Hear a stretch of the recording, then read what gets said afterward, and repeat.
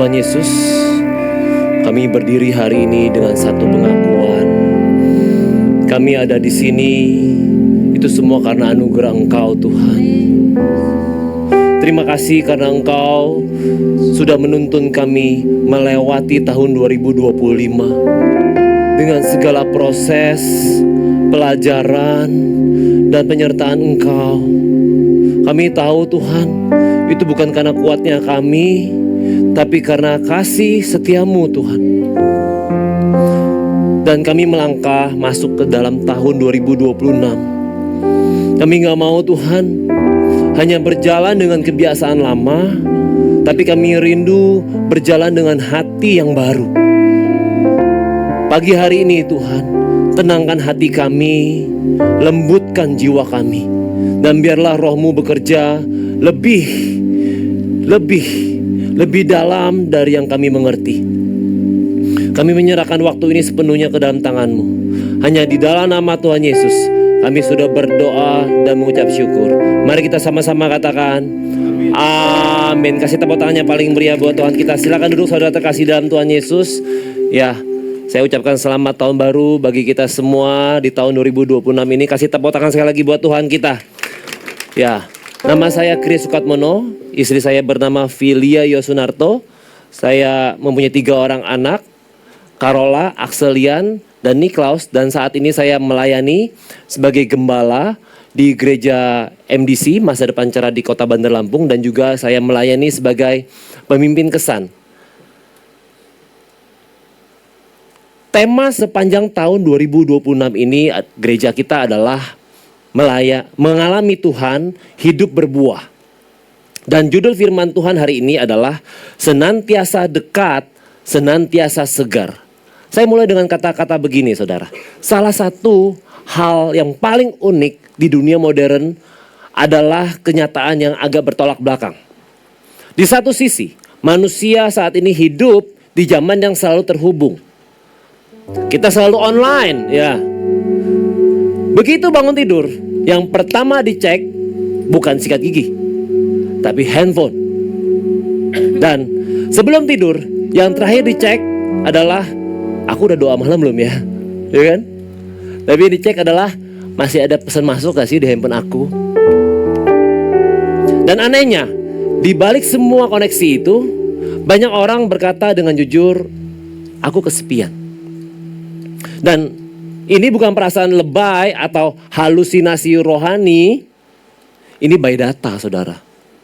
Kira-kira setahun yang lalu, majalah Forbes melaporkan hasil penelitian dari American Psychological Association bahwa 45% generasi muda di Amerika Serikat merasa kesepian dalam hidupnya mereka. Artinya, hampir setengah dari anak muda di negara yang teknologinya sudah sangat maju banget justru merasa sendirian. Dan ini bukan hanya masalah di Amerika.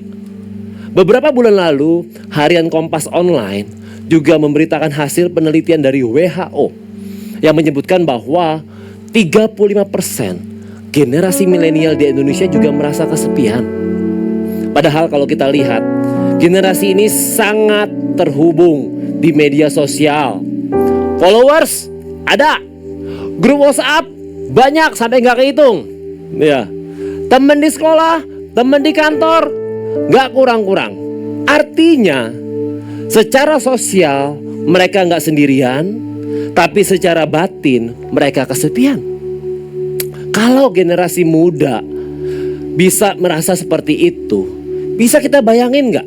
Bagaimana dengan generasi yang usianya jauh di atas mereka, yang sering disebut sebagai generasi baby boomers? Pertanyaannya, kenapa itu bisa terjadi saudara? Jawabannya sederhana, tapi ini penting saudara ingat di pagi hari ini. Karena hidup yang sibuk belum tentu punya hidup yang bermakna. Orang bisa sangat rajin, ikut arisan, ikut berbagai macam kegiatan, tapi tetap merasa kosong. Orang bisa sangat produktif, karirnya jalan, targetnya kecapai, tapi jiwanya gak segar. Itu yang disebut sebagai disconnected lives. Hidup yang kelihatannya asik, tapi sesungguhnya terputus.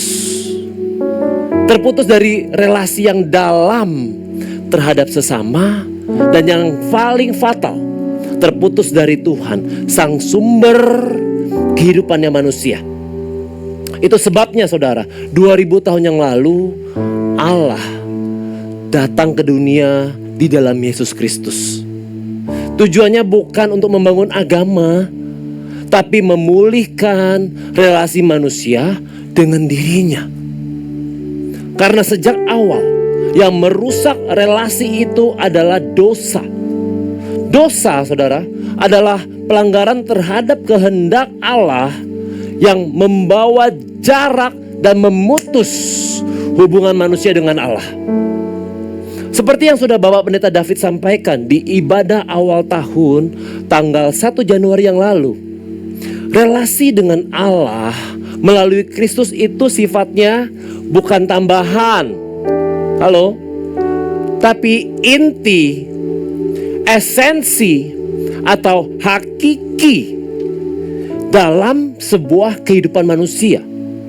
Tanpa relasi yang sehat dengan Tuhan, orang bisa aja loh punya harta yang banyak, jabatan tinggi, namanya terkenal, tapi tetap gak ngalamin kebahagiaan yang sejati. Karena dengar baik saudara, hidup yang segar itu gak lahir dari banyak koneksi, tapi lahir dari satu relasi yang benar, yaitu relasi dengan Kristus. Kasih tepuk tangan yang paling meriah. Itu yang Tuhan Yesus ajarkan di dalam Yohanes pasal yang ke-15 ayat yang ke-5 sampai ke-8. Ayat-ayat yang menjadi panduannya kita di sepanjang tahun ini. Hari ini fokus pembahasan kita adalah khusus di ayat yang ke-5. Namun saya bantu bacakan juga sampai ayat yang ke-8. Yohanes pasal yang ke-15 ayat yang ke-5 sampai yang ke-8. Akulah pokok anggur dan kamulah carang-carangnya. Siapa yang tinggal di dalam aku dan aku di dalam dia, ia berbuah banyak. Sebab di luar aku kamu tidak dapat berbuat apa-apa. Siapa yang tidak tinggal di dalam aku, ia dibuang keluar seperti ranting dan menjadi kering. Kemudian dikumpulkan orang dan dicampakkan ke dalam api lalu dibakar. Jikalau kamu tinggal di dalam aku dan firmanku tinggal di dalam kamu, mintalah apa yang kamu kehendaki, maka akan diberikan kepadamu. Dalam hal inilah Bapakku dimuliakan, bahwa kamu berbuah banyak dan menunjukkan kamu adalah murid-muridku. Saudara perhatikan saudara, di ayat yang ke-5 Yesus bicara bagaimana bisa mempunyai hidup yang berbuah, bukan hidup yang gak berguna. Di ayat yang ke-6 Yesus bicara kenapa hidup itu bisa kering, yang ujung akhirnya jadi kayu bakar. Mohon maaf, ini bukan kata saya loh, tapi ini kata Yesus. Di ayat yang ke-7 Yesus bicara bagaimana sih doa yang dijawab itu bukan sekedar doa yang diucapkan. Di ayat yang ke-8 Yesus bicara bagaimana hidup yang memuliakan Bapa, bukan sekedar hidup yang hanya jadi bahan cemoohan orang. Menariknya saudara, untuk mengalami yang tadi saya sebutkan itu, Yesus gak nyebutin sederet aturan yang harus dipenuhin. Di momen itu dia gak langsung ngajarin teknik doa begini. Enggak. Yesus juga gak bilang, ayo lakuin ini itu lebih keras lagi, ayo lakuin lebih banyak lagi, ini itu, ayo lakuin yang lebih capek lagi. Enggak. Yesus gak ngomong gitu.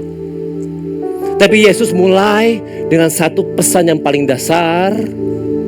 Di ayat yang ke-5 dikatakan, akulah pokok anggur dan kamulah carang-carangnya. akulah batang pohon besar itu dan kamulah dahan-dahannya. Maksudnya adalah Yesus sedang kasih gambaran sebuah relasi yang akrab dengan dirinya. Akrabnya itu seperti kayak apa sih Pak? Akrabnya itu sedekat, senempel dahan dengan batang pohonnya. Yang mengerti katakan amin. Sehingga janji Tuhan katakan apa? Stay close with him and you will stay fresh. Hiduplah akrab dengan dia dan hidup saudara akan tetap segar. Senantiasa dekat, senantiasa segar. Kasih tepuk tangan yang paling meriah buat Tuhan kita. Kalau kita pelajari lebih detail di ayat yang kelima itu, maka kita akan melihat bahwa keakraban dengan Kristus itu gak dapat dipisahkan dari iman kepadanya. Ada 3 wujud iman yang kita perlu pelajari hari ini. Yang pertama adalah percaya bahwa Kristus adalah sumber kehidupannya kita. Di Yohanes pasal yang ke-15 ayat yang kelima dikatakan begini, akulah pokok anggur dan kamulah carang-carangnya. Suatu pohon, saudara, kalau carang atau dahan-dahannya dipangkas, maka pohon itu akan tetap hidup dan pada waktunya carang-carang yang baru akan tumbuh kembali. Yang setuju katakan amin. Hal itu terlihat pada pohon-pohon di negara yang memiliki 4 musim. Ya, ketika musim gugur itu tiba, daun-daun akan berubah warna dan mulai berguguran. Sehingga di musim dingin, pohon-pohon tadi terlihat meranggas dan gak berdaun sama sekali. Secara sepintas, pohon itu kayak seperti pohon yang mati, ya. Padahal sesungguhnya pohon itu masih hidup. Kemudian mulai terlihat ketika musim semi tiba. Carang-carang yang meranggas tadi mulai mengeluarkan tunas-tunasnya, dan daun pun mulai bersemi. Ketika memasuki musim panas, kembali pohon tadi dipenuhi dengan daun yang rimbun seperti semula. Saudara, saya mau katakan begini, tapi gak sama kejadiannya kalau bukan carangnya yang dipangkas, tapi pokok pohonnya yang ditebang. Akibatnya carang-carang itu gak akan pernah bersemi kembali dan akan menjadi kering dan gak akan pernah hidup kembali. Dari situ kita simpulin apa, saudara? Betapa carang-carang tadi sangat memerlukan pokok pohon tempat ia berasal. Yang mengerti katakan amin. Bagi sang carang, pokok tersebut merupakan sumber kehidupannya. Kasih tepuk tangan yang paling meriah buat Tuhan kita. Demikian juga dengan kehidupannya kita, saudara. Tanpa Kristus, hidup kita bisa kok masih kelihatannya hidup, tapi sesungguhnya kering, hampa, dan gak bermakna. Itulah kehidupan yang deeply disconnected, atau sama sekali gak terhubung dengan Tuhan yang adalah sumber kehidupannya kita. Itu sebabnya relasi yang harmonis dengan Tuhan itu dimulai dari percaya. Katakan percaya bahwa Tuhanlah adalah pribadi yang paling penting dalam kehidupannya kita. Tanpa Dia, saudara, hidup kita gak akan pernah berbahagia. Kehidupan seperti itu, saudara, yang dialami oleh tokoh yang bernama Michael Jackson, artis yang sangat terkenal itu. Pada tahun 1993, Michael Jackson memberi kesempatan kepada Oprah Winfrey, seorang wanita pembawa acara televisi yang sangat ternama, untuk melakukan wawancara di rumahnya di California. Rumah itu diberi nama The Neverland atau dunia impian. Kok bisa begitu, Pak? Ini saya kasih tahu, saudara. Di rumahnya itu, saudara, ada kebun binatang kayak lembah hijau. Serius, ada jerapah, dan hewan lain sebagainya. Di rumahnya itu saudara, ada taman hiburan. Wow, seperti Krakatau Park. Kalau dari muka-mukanya belum pernah ke Krakatau Park nih. Sama saya juga saudara, sama. Ada komedi putar dan lain sebagainya. Dan yang paling menakjubkan adalah di rumahnya Michael Jackson ada kereta api pribadi. Bayangin saudara, kita kalau naik kereta api itu dari Lampung ke Palembang saudara. Ini si Michael Jackson naik kereta api dari dapur dia menuju ke kandang ayamnya dia saudara. Saking luasnya rumah dia, ya. Menjelang akhir dari wawancara yang berlangsung selama 1 jam itu, Oprah Winfrey bertanya secara belak-belakan kepada Michael Jackson, "Are you really happy now? Because you seem sad for a long time. Apakah kamu sekarang sungguh-sungguh berbahagia? Karena untuk jangka waktu yang lama engkau terlihat sedih." Dan apa jawaban dari Michael Jackson?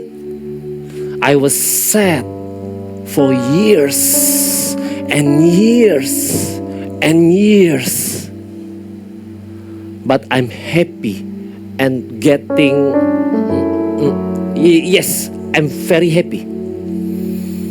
Saya pernah bersedih hati selama bertahun-tahun, tapi sekarang saya berbahagia. Namun kemudian kalimat itu ia ralat dan berkata "and getting", yang artinya adalah belum dan sedang dalam proses menuju kebahagiaan. Kemudian ia ralat lagi dengan berkata "yes, I'm really happy". Ya, saya sangat berbahagia.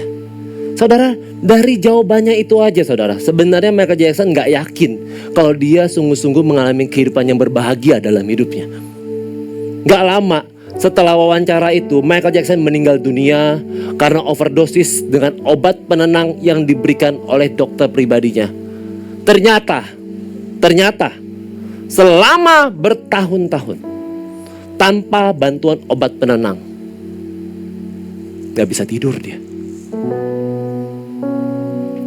Saudara perhatikan, Michael Jackson, orang yang sangat terkenal, sangat kaya, dipuja banyak orang, berbakat luar biasa. Saya pribadi sendiri saudara, gak pernah lupa saudara dengan dance moonwalknya. Menurut saya sih keren abis. Gambarannya kayak begini saudara. Biasanya nih ya, dia kayak gini dulu nih. Nah gitu. Terus dia gini nah.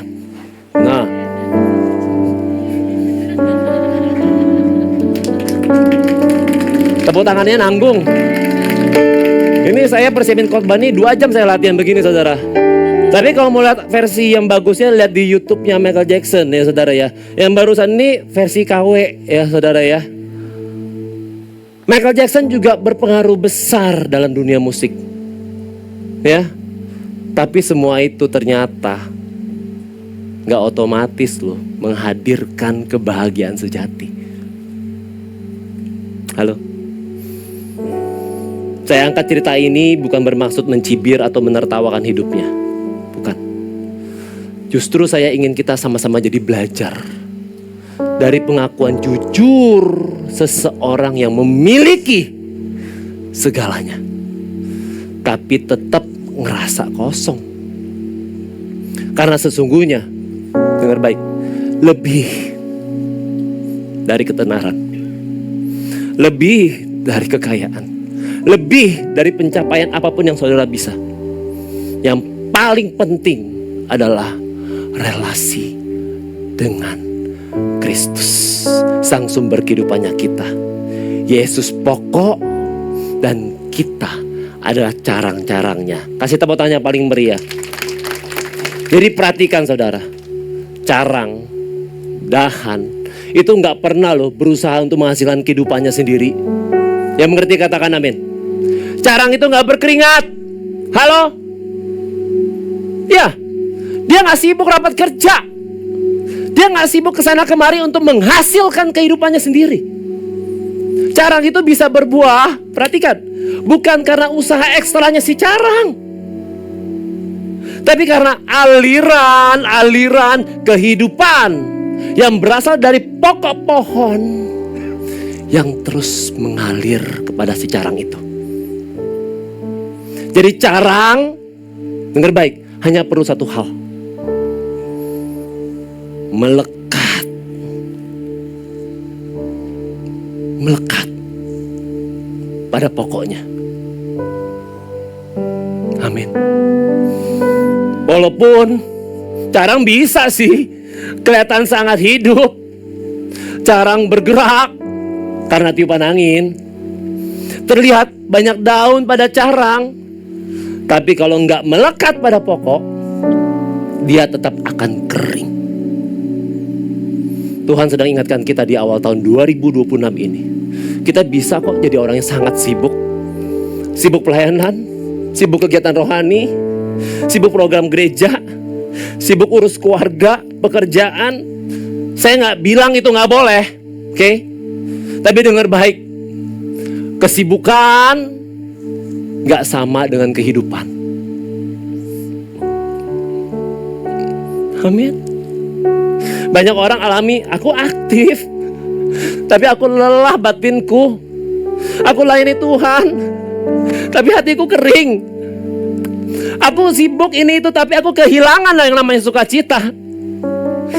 Karena tanpa sadar, momen kemelekatan dengan Tuhan mereka ganti, mereka geser dengan yang namanya kesibukan.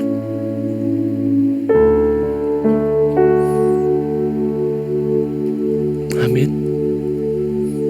Kalau kita melekat sama Tuhan, saya yakin dan percaya, banyak hal dalam hidup rohani kita tuh akan berubah rasanya.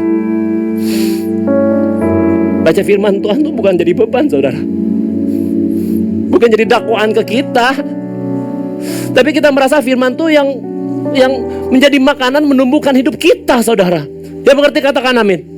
Kita akan merasa doa itu bukan kewajiban, tapi sebuah kebutuhan seperti kita bernafas. Yes. Untuk itulah kita mulai tahun 2026 ini dengan doa puasa. Tanggal 2 sampai 31 Januari. Saudara, kita melakukan doa puasa ini bukan karena ngerasa tahun kemarin hasilnya buruk, gagal, terus kita panik mode on, langsung deh cepet-cepet obat ekspres. Bukan aja gitu, saudara. Tapi saya mau bilang sama saudara, tapi kita mulai doa puasa ini karena kita rindu tahun ini dipimpin Tuhan sejak di awal tahun. Yang mengerti katakan amin. Awal tahun itu penting, saudara. Penting.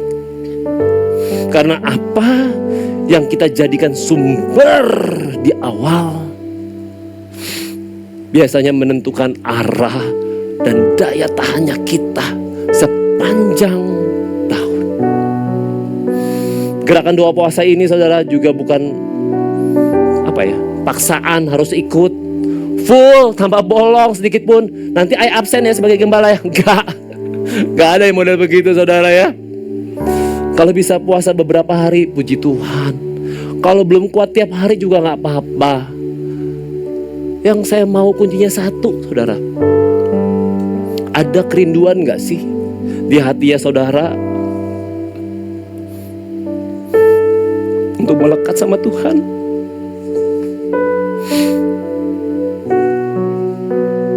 Amin. Ada yang nanya sama saya, Pak, gimana Pak cara puasanya? Gini, puasa itu dimulai dari selesai makan malam, jam 8 malam, jam 9 malam, buka lagi jam 12 malam. Gak, canda saudara. Itu namanya break time, saudara. Ya. Jadi puasa itu dimulai dari selesai makan malam, jam 8 malam, 9 malam. Saudara buka lagi. Kalau saudara gak kuat, ya jam 12 siang besoknya. Kalau saudara kuat, bukanya jam 3 sore. Lalu selama puasa, isilah waktu lebih serius baca firman. Serius ini bukan artinya kalian saudara harus baca banyak pasal, enggak. Pasalnya enggak banyak, tapi saudara renungin. deeply. Dan saudara tanya sama Tuhan, Tuhan mau apa saya lakukan di tahun 2026 ini? Tuhan mau saya berubah apa di tahun 2026 ini? Puasa itu saudara, bukan sekedar nahan lapar. Amin. Nahan lapar mah gampang saudara. Gak punya duit aja coba, pasti saudara kuat nahan lapar. Ya. Puasa itu sebenarnya kita sedang memberi ruang. Saat kita mengurangi apa yang tubuh dapat dari dunia, kita sedang membuka diri supaya aliran kehidupan dari Tuhan mengalir lebih dalam, lebih deras masuk dalam hidup ya kita. Dan di dalam ruang itulah Tuhan curahkan berkat, curahkan mujizat untuk saya dan saudara di tahun 2026 ini. Yang mengerti katakan amin. Dan beri tepuk tangan yang paling meriah buat Tuhan. Ku rindu, oh Roh Kudus, bekerja di dalamku, mengubah hidupku seturut kehendak-Mu.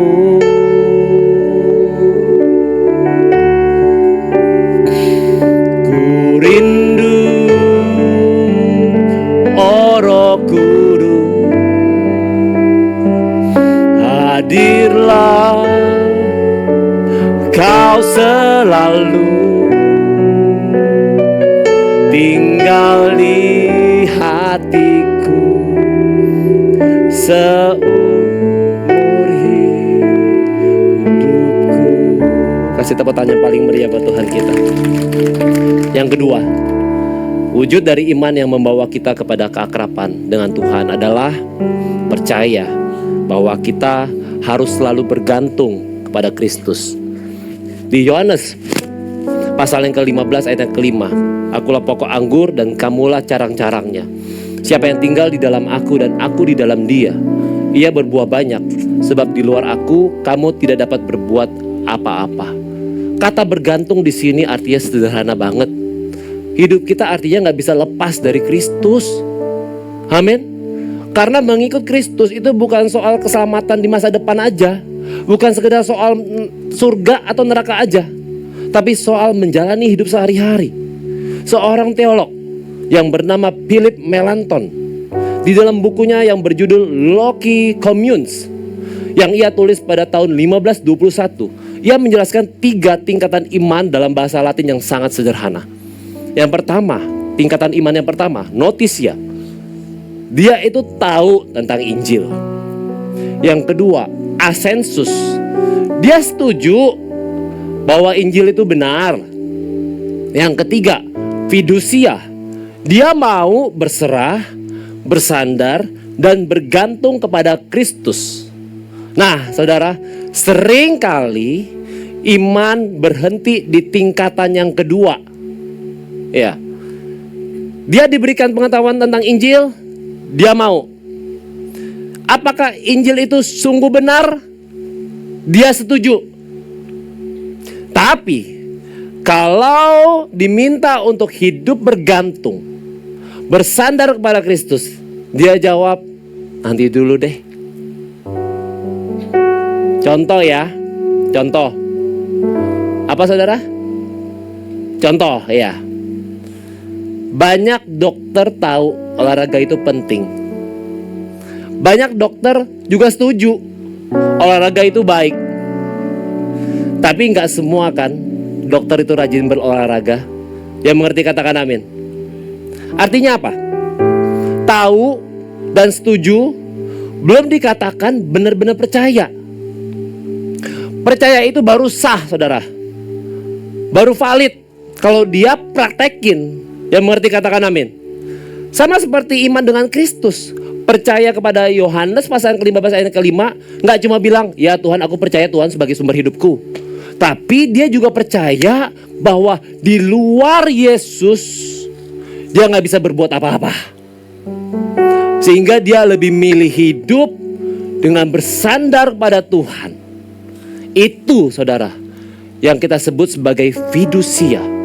Saya kasih gambaran begini saudara. Iman yang sejati saudara, atau yang disebut fidusia itu, dia gak cuma ngomong gini, Tuhan aku percaya engkau kuat, aku percaya engkau sanggup. Tapi dia akan ngomong begini, Tuhan mulai hari ini aku gak mengandalkan dengan sandaran diriku sendiri, kekuatan diriku sendiri, tapi aku akan mulai memberikan beban hidupku kepadamu Tuhan. Seperti ini saudara.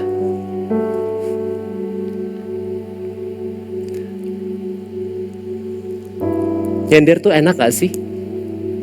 Enak banget kalau lagi capek banget kan saudara ya. Nyender tuh enak banget. Dan sekarang saya kalau lagi nyender gini saudara, saya tuh ngerasa ya, berat badan yang saya kumpulkan selama liburan, ceritanya lagi naik di berat badan AQ.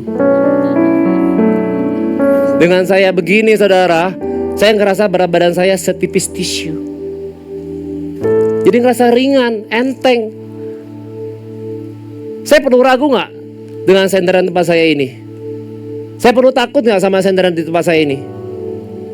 Gak perlu saudara, karena kuat. Nah begitu juga dalam kehidupan rohani kita saudara. Saudara benar udah bersandar sama Tuhan, dengan kuasanya Tuhan. Saya mau nanya, kenapa udah doa tapi masih ngerasa takut? Halo? Kenapa udah doa tapi masih susah? Setiap hari susah, gak bisa tidur-tidur. Ada jemaat yang curhat sama saya seperti itu saudara. Halo? Kenapa udah doa tapi bawaannya masih panikan? Oh, aku tahu jawabannya. Jangan-jangan saudara sudah bersandar sama Tuhan, tapi bersandarnya masih nanggung, belum total. Nanggung tuh kayak apa sih Pak? Kayak gini nih, belum total. Oh, aku tahu. Jangan-jangan mungkin saudara sudah doa, oke? Tuhan tolong aku. Tapi setelah doa, saudara ambil lagi beban hidup saudara yang saudara serahin, saudara ambil lagi dalam diri saudara. Maksudnya kayak apa sih? Kayak gini nih.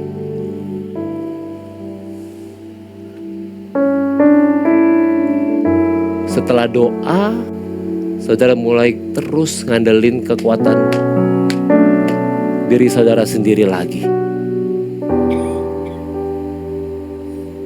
Saya mau katakan pada siang hari ini, bersandarlah pada Tuhan. Fidusia. Amin. Kalau kita bersandar sama Tuhan, beban hidup kita itu dipikul bareng loh sama Tuhan. Jawaban hidup kita datangnya itu dari Tuhan, yang terbaik. Yang terbaik. Dan saat berhasil, harusnya kita gak jadi orang yang sombong. Karena kita tahu hidup ini bukan ditopang oleh diri kita sendiri. Yang mengerti katakan amin. Dan berikan tepuk tangan yang paling meriah buat Tuhan kita. Poin yang ketiga, wujud dari iman yang membawa kita kepada keakraban dengan Tuhan adalah percaya bahwa kita harus selalu hidup dalam relasi dengan Kristus. Di Yohanes pasal 15 ayat yang kelima, akulah pokok anggur dan kamulah carang-carangnya. Perhatikan, siapa yang tinggal di dalam aku dan aku di dalam dia, ia berbuah banyak. Sebab di luar aku, kamu tidak dapat berbuat apa-apa. Yesus tuh gak berkata gini loh saudara, datanglah kepadaku sesekali. Enggak. Yesus berkata, tinggallah di dalam aku. Artinya iman Kristen itu bukan sekedar hubungan datang dan pergi. Bukan hubungan butuh baru datang, kalau udah tenang dia pergi. Bukan. Bukan hubungan seperti ini juga, hari Minggu on, Senin off. Kalau kita kayak gitu sama Tuhan, itu bukan relasi namanya, tapi lampu cadangan Tuhan itu. Tuhan inginkan sebuah hubungan yang relasi yang diam, tinggal, menetap. Jadi bukan cuma sekedar Yesus ada di pikirannya kita, tapi Yesus hadir dalam ritme kehidupannya kita sehari-hari. Di dalam keputusan, keluarga, pekerjaan, dan cara-cara hidup kita setiap harinya. Dan firman Tuhan katakan, carang yang tinggal menetap pada pokoknya akan berbuah. Bukan karena carangnya hebat, ya, tapi karena kehidupannya Kristus yang mengalir melalui carang itu. Amin. Dan satu hal yang penting, buah itu yang dihasilkan gak dimakan oleh carangnya sendiri. Halo. Buah itu dinikmati oleh orang lain. Artinya hidup yang sungguh tinggal, sungguh menetap di dalam Kristus, hidupnya itu saya jamin pasti berdampak, pasti jadi berkat. Kasih tepuk tangan yang paling meriah. Saudara, waktu saya melihat kembali apa yang Tuhan kerjakan di MDC sepanjang tahun 2025, saya sadar ada satu hal. Ini bukan hasil kehebatan manusia. Ini bukan hasil kehebatan manusia. Ini adalah buah hasil dari hidup yang terus belajar tinggal di dalam Kristus. Amin. Ketika gereja terus tinggal di dalam Kristus, Kristus itu mulai hidup, yes, dan bekerja melalui gerejanya dan menghasilkan buah yang nyata. Saya bersyukur saudara, di tahun 2025 ini gedung yang bernama House of MDC yang saat ini kita pakai untuk ibadah sudah selesai dibangun. Kasih tepuk tangan yang paling meriah. Saya mau katakan ini bukan sekedar gedung, tapi ini adalah rumah buat jiwa-jiwa untuk bisa mengalami pemulihan. Amin. House of MDC, saya singkat sebagai home. It's your home. Dan hari ini saya mengundang untuk seluruh jemaat bisa hadir dalam doa, ucapan syukur atas selesainya renovasi gedung ini hari Jumat 9 Januari 2026 jam 7 malam saudara. Kita akan doa bersama di tempat ini. 2025 telah dilaksanakan baptisan selam untuk 18 remaja dan 15 jemaat umum. Total yang dibaptis sebanyak 33 orang sepanjang tahun 2025. Kasih tepuk tangan yang paling meriah. Kelas pemuritan DK atau dasar kekristenan meluluskan sebanyak 58 orang, terdiri dari 23 orang remaja dan 35 orang dari kategori jemaat umum. Kelas pemuritan HB atau hidup berjemaat meluluskan sebanyak 39 orang. Saya mau katakan begini saudara, ini adalah buah kedewasaan rohani jemaat. Bukan sekedar kita membangun gereja yang ramai orangnya.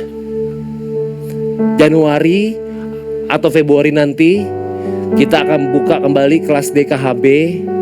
Coba bilang sama kanan kirinya, udah ikutan belum?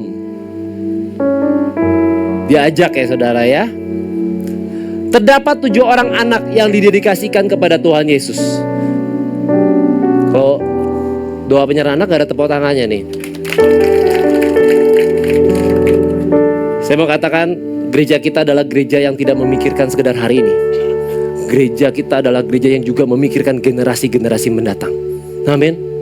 Gereja MDC mendapatkan penghargaan dari Provinsi Lampung.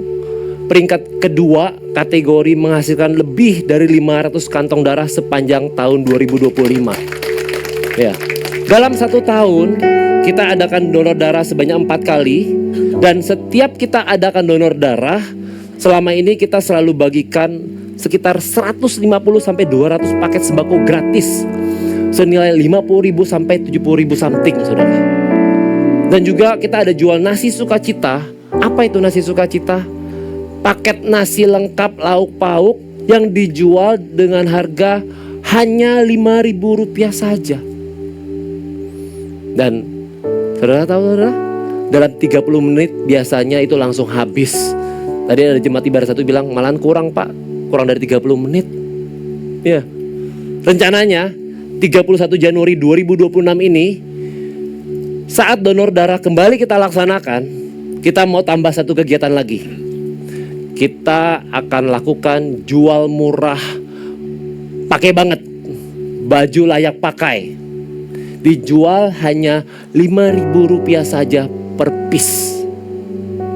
Bagi jemaat yang mau terlibat, boleh segera hubungi kita.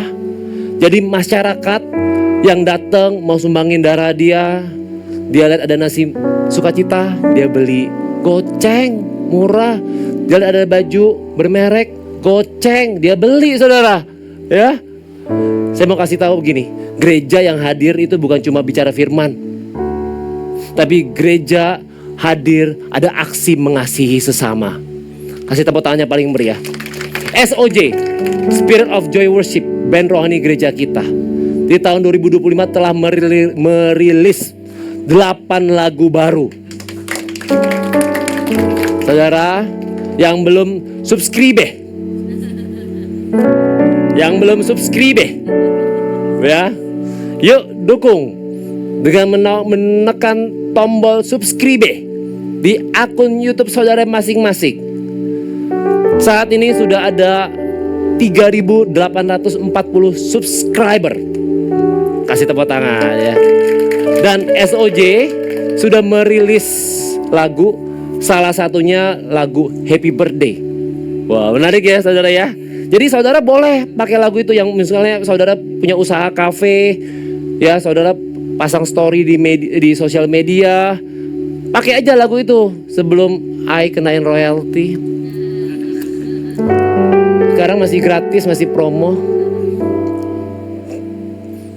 Terdapat 29 kesan, yaitu 5 kesan remaja, 3 kesan youth, dan 21 kesan keluarga.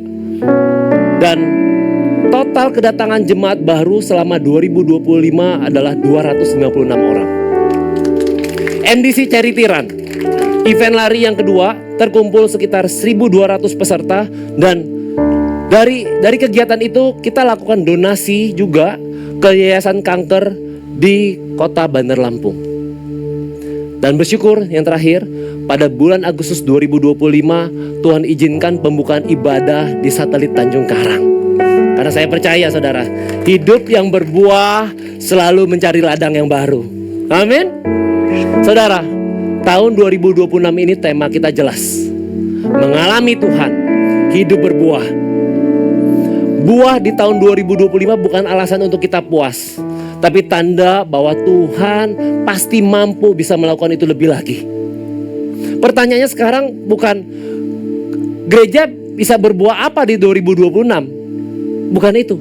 Pertanyaannya adalah apakah saya dan saudara mau tinggal di dalam Kristus? Iya. Karena gereja yang berbuah itu dibangun dari pribadi-pribadi yang mau tinggal di dalamnya. Kalau kita tinggal di dalam Kristus, dengar baik, hidup kita bukan hanya diselamatkan, tapi hidup kita dipakai untuk menyelamatkan. Banyak jiwa-jiwa yang belum mengenal kasih Tuhan di luar sana. Banyak jiwa-jiwa yang masih terhilang di luar sana. Hidup kita bukan hanya diberkati sepanjang tahun 2026, tapi saya yakin dan percaya hidup kita akan dipakai jadi berkat yang luar biasa bagi banyak orang. Karena carang yang tinggal di dalam Kristus, saya yakin dan percaya pasti berbuah. Kasih tepuk tangan yang paling meriah.